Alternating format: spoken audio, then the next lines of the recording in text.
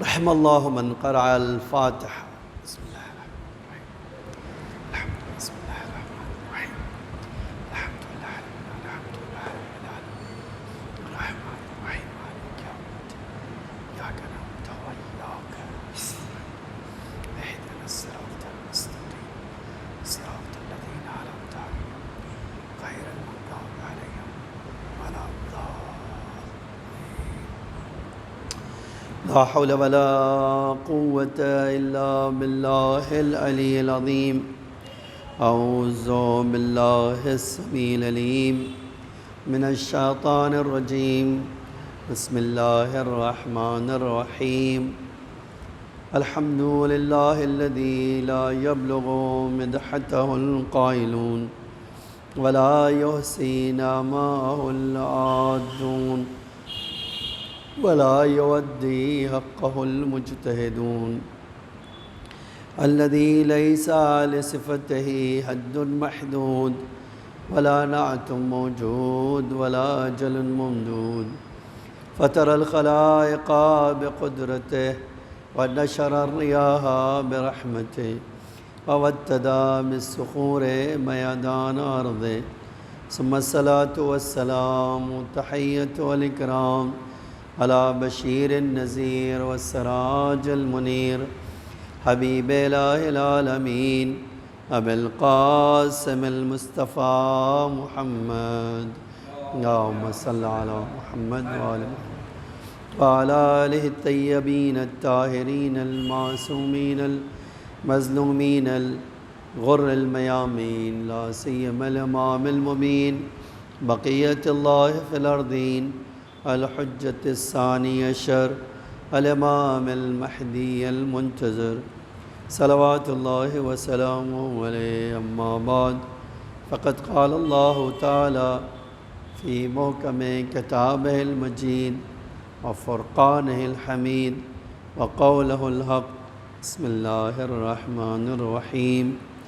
أحسب الناس أن ایک صلوات پڑھیے محمد والے. یہ سورہ عنکبوت کی آیت ہے. حسب الناس ان یترکوا ان یقول آمنا. کیا انسان بس یہ کہہ دے کہ میں ایمان لایا ہوں اور اس کے لیے یہی کافی ہے. وَهُمْ لَا يُفْتَنُونَ.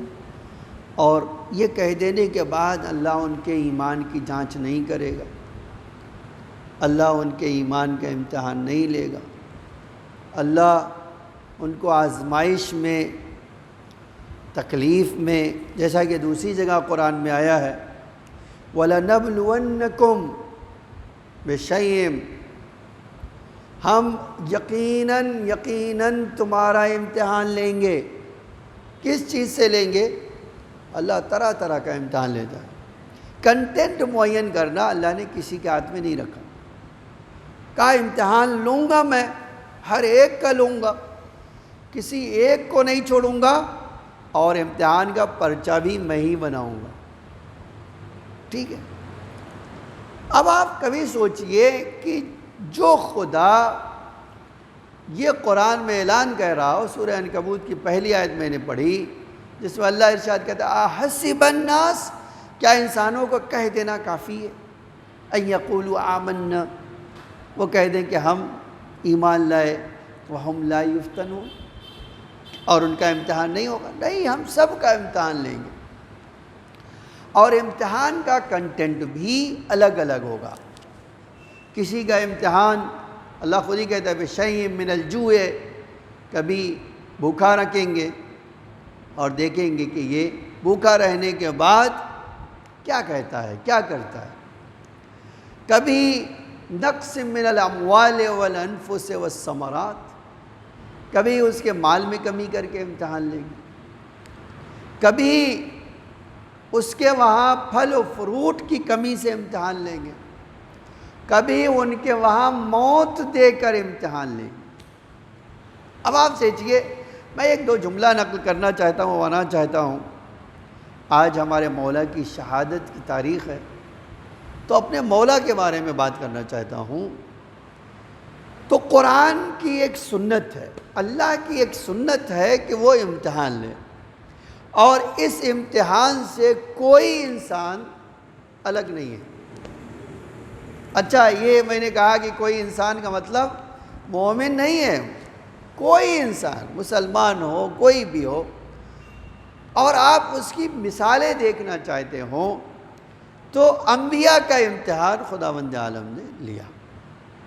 میں ایک بنی اسرائیل کا ذکر کرنا چاہتا ہوں، خاص طور سے اس لیے ذکر کرنا چاہتا ہوں کیونکہ پیغمبر اکرم نے فرمایا جو کچھ بنی اسرائیل میں ہوا ہے وہ ہماری امت میں ہوگا. اب یاد رکھیے گا کہ یہ جو کچھ ہوا ہے پیغمبر نے فرمایا ایک بال کے برابر بھی فرق نہیں آئے گا. اس کا مطلب کیا ہے کہ اگر ہم بنی اسرائیل کی زندگی پڑھ لیں تو ہمیں امت محمدی کا فیوچر پتہ چل جائے گا. ایک صلوات پڑھیے محمد وآل محمد پر صلی اللہ علیہ محمد. اچھا دیکھیے، دنیا میں ہر انسان کو اپنا فیوچر جاننے کا بڑی خواہش ہوتی ہے کہ آخر ہمارا کیا ہوگا. اگر میں آپ سے کہوں کہ جناب کرار صاحب آئندہ آپ ملٹی ملینر بن جائیں گے، دیکھیے آپ کیسے چہکیں گے کہ میرا فیوچر یہ ہے نا. اچھا، کبھی کبھی ہم اپنے مولا کے بارے میں دیکھیے، میں ابھی تمہاری بات آ گئی یاد تو لاتا ہوں. مصر میں فاطمیون کے زمانے میں ایک بڑا مومن انسان تھا، ہمیشہ فقیر ترین انسان تھا، اور ہمیشہ کیا کرتا تھا، فقیروں کو جمع کر کے لے آتا تھا زیارت کرنے کے لیے، پیدل، مصر سے پیدل. اب آپ سوچ لیجئے مصر سے نجف آنا کتنی زحمت کا کام ہے نا. اور عام طور سے اس کے قافلے میں کوئی امیر آتا ہی نہیں تھا، وہ اتنی زحمت والا قافلہ تھا. اب دیکھیے اتنی زحمت اٹھا کر کوئی آئے، نہ کھانا نہ پینا کچھ نہیں، اللہ کے بھروسے چل پڑے، اور اتنا لمبا سفر. ایک سال آیا زیارت کرنے کے لیے. تو جب یہ قافلہ آیا تو وہی پہلے تو حرم کے قریب ہی رکتے تھے، کوئی ہوٹل تو تھا نہیں، ایسے ہی سرائے بنی ہوئی تھی. تو اس میں ٹھہر گئے اور زیارت کر ہی رہے تھے کہ ایک بار ایک عالم نے خواب دیکھا. کہا فلاں قافلہ آیا ہے، اے فلاں قافلے میں جاؤ اور جو سردار قافلہ ہے اس سے کہہ دو بس عنقریب تم بادشاہ بنو گے. اب آپ سوچئے کہ جس کے وہاں کھانے کو نہ ہو، اور امام نے وہ عالم سے کہہ دیا. صبح ہوئی، عالم نے کہا اس قافلے کو ڈھونڈو اور فلاں کو پکڑ کے لیا، بلا کے لاؤ، جاؤ. تو آپ بڑے عالم تھے، مرجع تھے، اور گئے، آدمی کو بھیجا، وہ گئے، بلا کے لائے. کہا کیا نام ہے تمہارا؟ کہا فلاں. کیا یہی نام ہے؟ کہا ہاں. کہا مصر سے آئے ہو؟ کہا مصر سے آئے. کہا ایک بشارت دینا چاہتے. ہماری بشارت نہیں ہے، یہ ہمارے مولا کی بشارت ہے. پوچھا کیا ہے؟ کیا ہمارے مولا نے کہا ہے بس عنقریب جب اس بار تم پلٹ کر اپنے شہر جاؤ گے تو تمہاری فقیری بادشاہت میں بدل جائے گی. اچھا آپ دیکھیے، کبھی کبھی مجھے آپ کہیں گے، آپ کو کہیں گے تو شاید یقین نہ ہے کہ بھیا ارے یہ کیسی بات ہے کہ میں فقیر ترین انسان، ایک وقت کا کھانے کا انتظام نہیں ہے، اور مجھ سے کیا کہا جا رہا ہے بس چند دنوں میں تم واپس جاؤ گے اور بن گئے کیا بادشاہ. وہ بہت خوش ہوا، کہہ رہے کس نے کہا؟ کہا تمہارے مولا نے یہ پیغام دیا، کہہ دو اب بس تمہاری یہ فقیری ختم ہونے والی ہے اور بہت جلد تم بادشاہ بنو. کہاں کا بادشاہ؟ وہ بھی مصر کا بادشاہ. مصر کا بادشاہ بنو.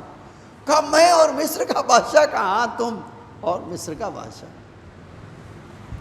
اچھا اب تو لڈو کسی کے بھی پوچھنے لگے بھائی اتنی ایک انسان زمین سے ہمارا کہتے فرش سے عرش پر پہنچ جائے تو اس کو تو بہرحال یہ اب زیارت کیا، فارغ ہوا اور قافلہ لے کر گیا۔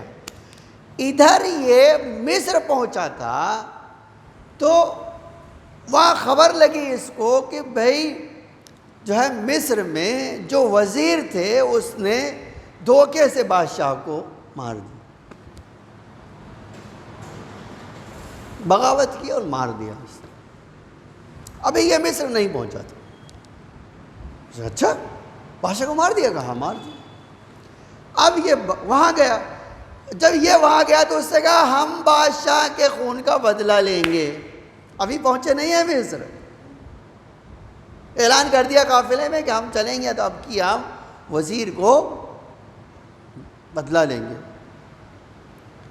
اور یہ جو ہے خبر جو ہے مصر پہنچ گئی کہ فلاں تو ایک لشکر لے کر آ رہا ہے تمہاری بغاوت کو کچلنے کے لیے، ایک لشکر جرار لے کر آ رہا ہے، وہ گیا تھا نجف اور وہاں سے آ رہا ہے اور اس کو خبر لگی تمہارے خلاف ایک فوج بھی تیار کر کے لا۔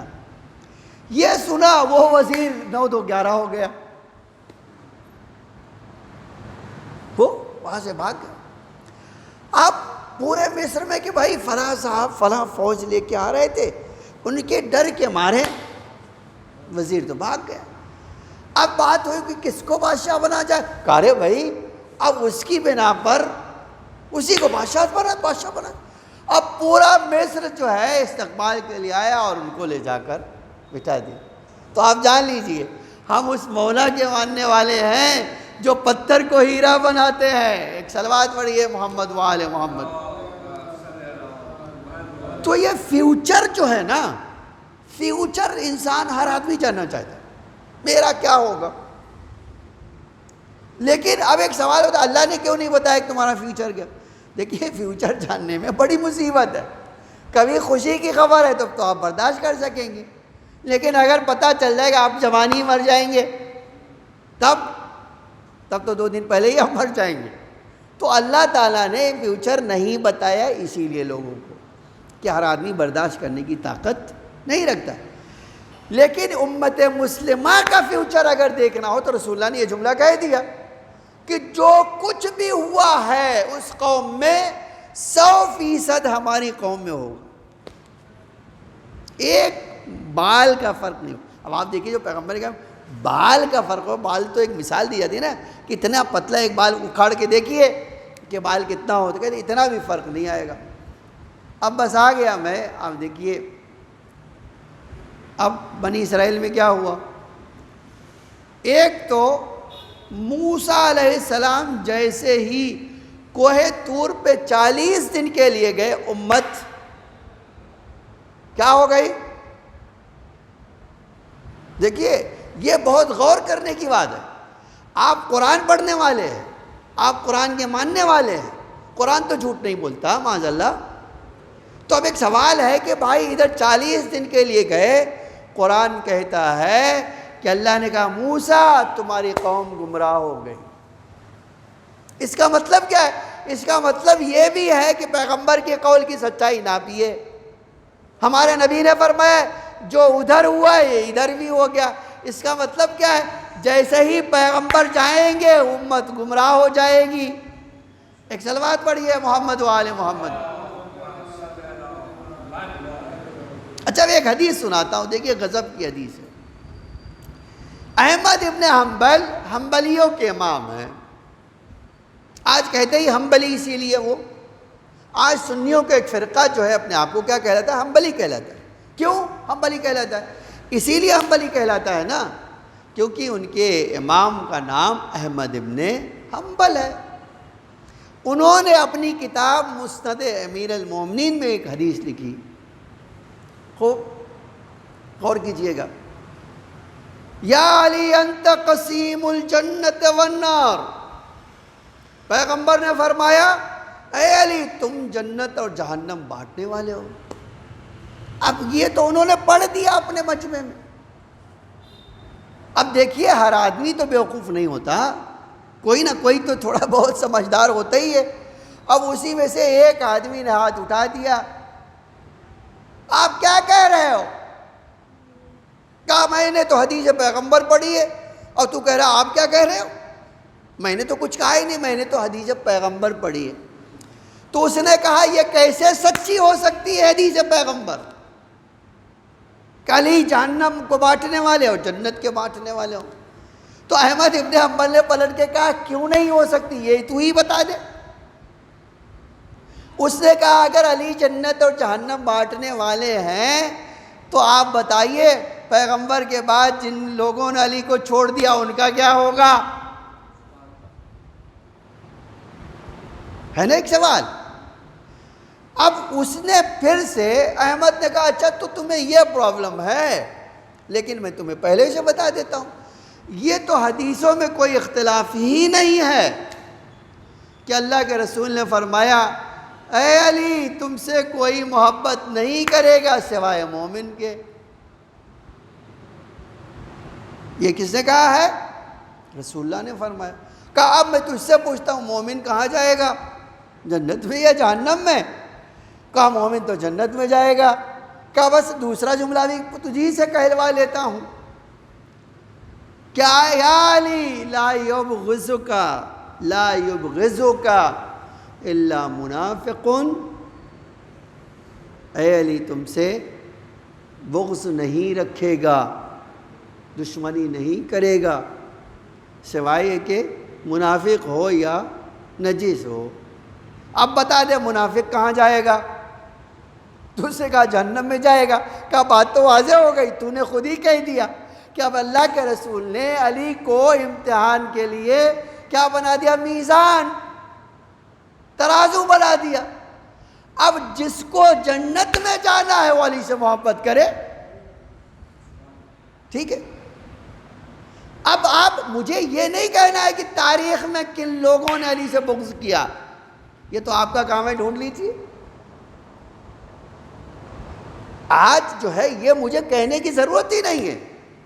70 سال تک ممبروں سے کس نے علی کے خلاف جو ہے پروپگنڈا کیا، آپ ڈھونڈ لیجیے، تو اس کے بارے میں تو پتہ چل جائے گا نا کہ یہ منافق ہے۔ تو منافق کو پہچانتے جائیے، کہاں جائے گا خود بخود پتہ چل ہی جائے گا۔ ایک صلوات پڑھیے محمد وآل محمد پر صلی اللہ علیہ وسلم۔ لیکن ایک جملہ کہنا چاہتا ہوں، دیکھیے یہ موضوع میں نے اسی لیے آپ کے سامنے پیش کیا، آپ غور کیجیے۔ اللہ ہر قوم کا امتحان لیتا ہے، ہر انسان کا امتحان لیتا ہے۔ موسیٰ کی قوم کا امتحان کیسے ہوا؟ موسیٰ کے جانے کے بعد 40 دن کے لیے گئے تو کیا ہو گیا؟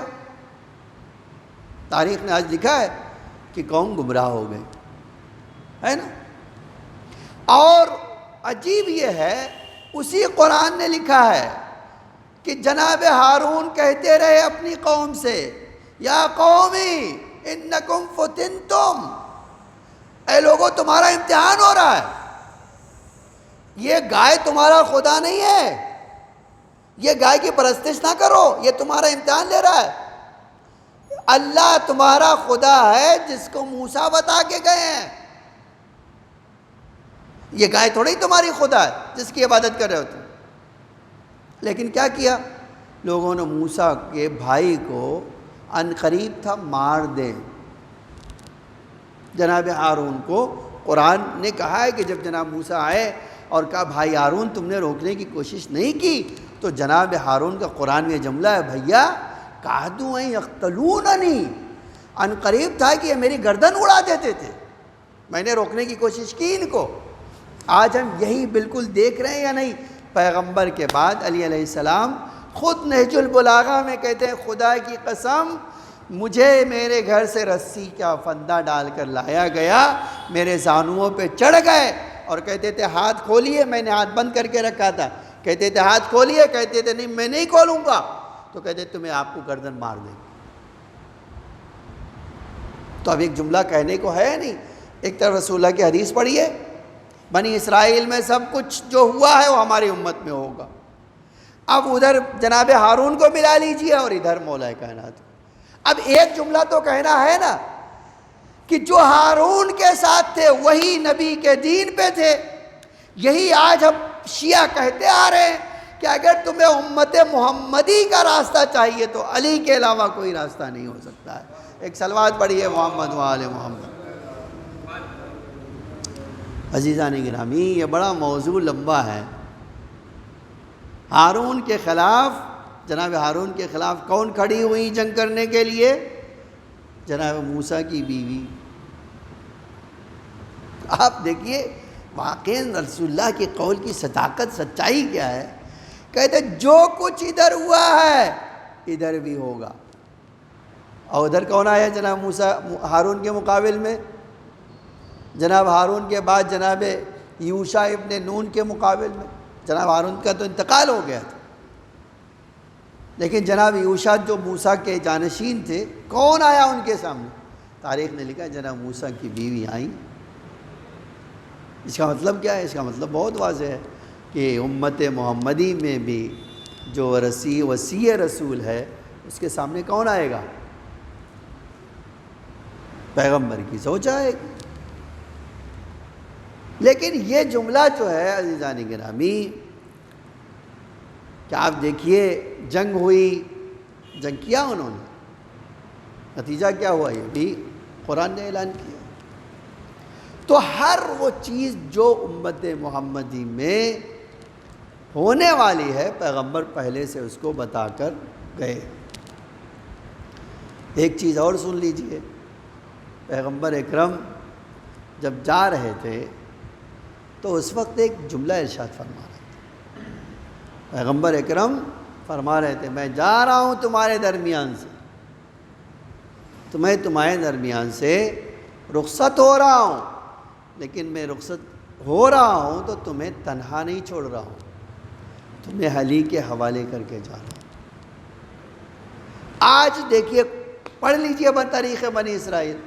جناب موسیٰ کہہ رہے تھے کہ میں جا رہا ہوں تمہارے درمیان سے، لیکن تمہیں تنہا نہیں چھوڑ کے جا رہا ہوں. یوشع ابن نون کو اپنا جانشین بنا کے جا رہا ہوں. اب اس سے زیادہ کوئی کلیئر بات ہو سکتی ہے؟ آج مسلمان کہتے ہیں کہ اللہ کے رسول نے یہ فرمایا، لیکن کبھی یہ سوچو کہ اگر فرمایا تو اس کو اس دنیا میں کیا ہوا، ان کے قول کی صداقت کیا ہے؟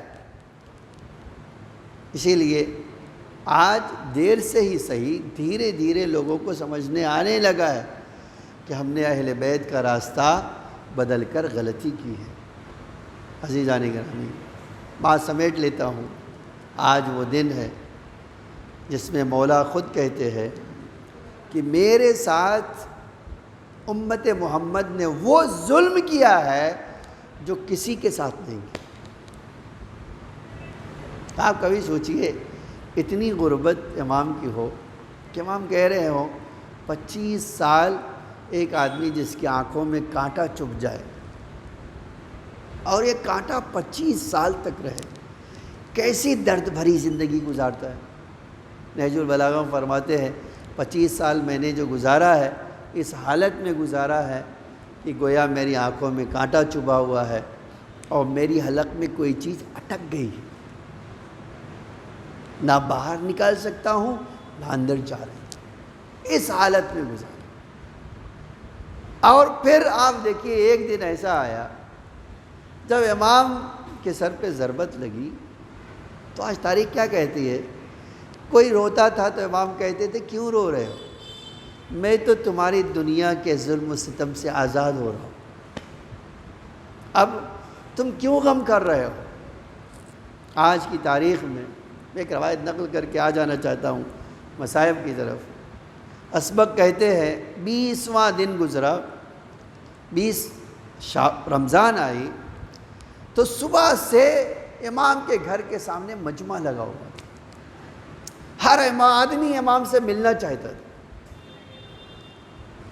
امام نے کچھ لوگوں سے کہا کہ بیٹا حسن آنے دو، تھوڑی دیر کے لیے لوگوں آنے دو، جس کو مجھ سے ملنا، جس کو زیارت کرنا کرنے دو.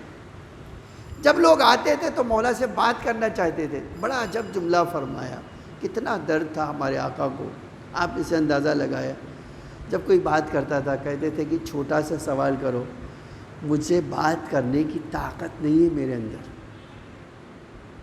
چھوٹے چھوٹے سوال کرو، مختصر بات کرو۔ اور بعض روایتیں تو یہ کہتی ہے کہ امام یہ جملہ کہہ کے بے ہوش ہو جاتے تھے،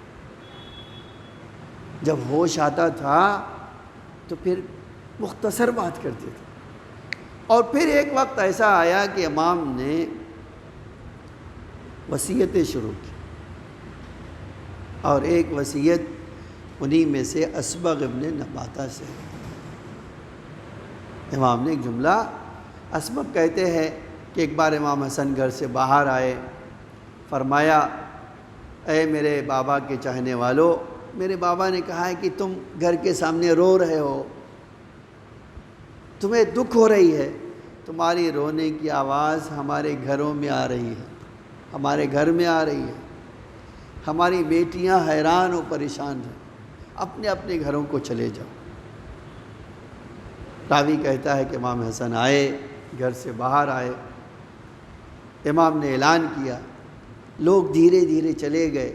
امام نے آگے کہا بابا سب چلے گئے، لیکن ابھی کسی کے رونے کی آواز سنی تو امام پھر سے پلٹ کر آئے، دیکھے کون ہے جو رو رہا ہے؟ دیکھا اسبغ دیوار سے سر لگائے ہوئے رو رہے ہیں۔ پوچھا اسبغ تم گئے نہیں؟ کہا مولا ایک بار اپنے آقا کو زیارت کی تمنا نے وہ گھٹنے میں طاقت چھین لی ہے، اب میں کیسے اس پیر سے واپس جاؤں؟ امام گئے، فرمایا کیا ہوا؟ کہا بابا سب چلے گئے، صرف اسبغ باقی بچے ہیں۔ کہا جاؤ اسبغ کو بلا لاؤ، میں جانتا ہوں اسبغ کو مجھ سے کتنی محبت ہے۔ آپ سوچیں، اسبغ کہتے ہیں کاش جب میں گیا ہوں تو میں نے وہ منظر دیکھا، مولا کبھی ایک پیر اٹھاتے تھے دوسرا رکھتے تھے، اور کبھی غش کی حالت میں چلے جاتے تھے۔ میں گیا، مجھ سے برداشت نہ ہوا مولا کو یہ دیکھ کر کہ امام نے فرمایا اسبغ کیوں رو رہے ہو؟ دیکھو میں تو اس دنیا کی ہر مصیبت سے نجات پا کر جا رہا ہوں، اب میری تکلیفیں ختم ہو رہی ہے۔ میں کہنا چاہتا ہوں مولا 25 سال اتنی زحمتیں آپ نے اٹھائی، اتنی تکلیفیں اٹھائی، لیکن امت کے لیے آپ نے کوئی بد دعا نہ کی۔ اس کے بعد روایت کہتی ہے امام نے اسبغ سے کچھ باتیں کی، کہا اسبغ اب چلے جاؤ، تم نے اپنے امام کی زیارت کر لی ہے۔ امام نے وصیتیں شروع کی۔ لو ارباب اعزا، میں ایک روایت جملہ پڑھنا چاہتا ہوں اور اسی پہ اپنی مجلس ختم کر لینا چاہتا ہوں۔ مولا کی شہادت ہو گئی آج کی رات، اور صبح ہوتے ہوتے امام کو دفن کر دیا گیا۔ روایت کہتی ہے کہ امام نے وصیتیں شروع کی۔ وصیت کرنے کے بعد ایک بار ام البنین آگے بڑھیں، کہا مولا آپ نے سب کا ہاتھ حسن کے ہاتھ میں دے دیا، لیکن میرے عباس کو کسی کے حوالے نہ کیا، کیا میرے عباس سے کوئی غلطی ہوئی ہے؟ امام نے فرمایا نہیں، میرے عباس کو بلاؤ۔ عباس کو بلایا گیا، امام نے سینے سے لگا لیا، کہا بیٹا اب میرے حسین کو بلا دو۔ امام حسین کو بلایا گیا، ایک بار امام کا ہاتھ عباس کے ہاتھ میں دیا، یا آپ الٹا کہہ لیجئے عباس کا ہاتھ امام حسین کے ہاتھ میں دیا، اور فرمایا عباس میرے حسین کا خیال رکھنا، بیٹا کربلا کا میدان ہوگا، ارے میں موجود نہیں رہوں گا، لیکن اے میرے لال ارے میری طرف سے تو نصرت کرنا۔ ایک جملہ اور مقتل کا ملتا ہے، سب وصیت کر چکے امام، تو ایک بار بی بی زینب آگے بڑھی، دو باتیں کہتی ہے، کہتی بابا مجھے آپ سے کچھ کہنا ہے، آپ سے کچھ مانگنا ہے۔ کہا میری لال مجھ سے کیا مانگنا چاہتی ہو؟ کہا بابا میرے 18 بھائی ہیں، مجھے ایک بھائی دے دو تاکہ میں جب کہیں سفر کروں، کہیں جاؤں تو میرے ساتھ ساتھ جائے، میری حفاظت کرے، میرے پردے کی دیکھ بھال کرے۔ امام نے فرمایا میری نور نظر ارے تیرا ہر بھائی تجھ پر قربان ہونے کے لیے تیار ہے۔ کہا نہیں بابا مجھے کوئی بھائی عطا کر دو۔ ایک بار امام نے فرمایا اچھا بیٹا تو خود ہی بتا دے کہ تجھے کون سا بھائی چاہیے۔ مقتل کا جملہ ہے، بیوی نے ہاتھ اٹھایا ارے باب الحمائج کی طرف، اب جب یہ ہاتھ اٹھنا تھا ایک بار امام کی آنکھوں میں آنسو آ گئے، فرمایا میرے لال ارے تیرا یہ بھائی ہے جو جو تیری حفاظت میں اپنے بازوؤں کو قلم کروا دے گا، بیٹا تیرے لیے اپنی جان قربان کر دے گا۔ لیکن میں ایک جملہ کہنا چاہتا ہوں، ارے بی بی نے مانگ لیا، اب جتنا سفر کیا بی بی نے باب الہوائے ساتھ ساتھ تھے، لیکن ہائے ایک سفر ایسا تھا 11 محرم کا، جب بی بی کربلا سے جا رہی تھی، ناقے کے سامنے تنہا کھڑی ہوئی ہے، رسی ہاتھ میں ہے۔ اب وہ منظر ضرور یاد آیا ہوگا، آواز دیا ہوگا، اے میرا بھیا آؤ، تم میرے ساتھ کربلا سے کوفہ نہ چلو گے؟ شاید باب الہوائے آواز دے رہے ہو، شہزادی موت نے مجبور کر دیا، ورنہ یہ غلام خدمت سے۔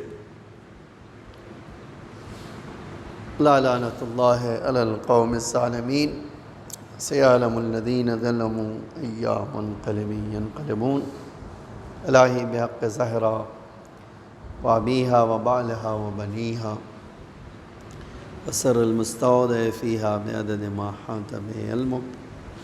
اے اللہ ہمارے اس مختصر سی مجلس کو قبول فرما۔ اے اللہ ہم سب کو مصیبت امام میں معجور فرما، ہمارے پرسے کو امام کی بارگاہ میں پیش فرما۔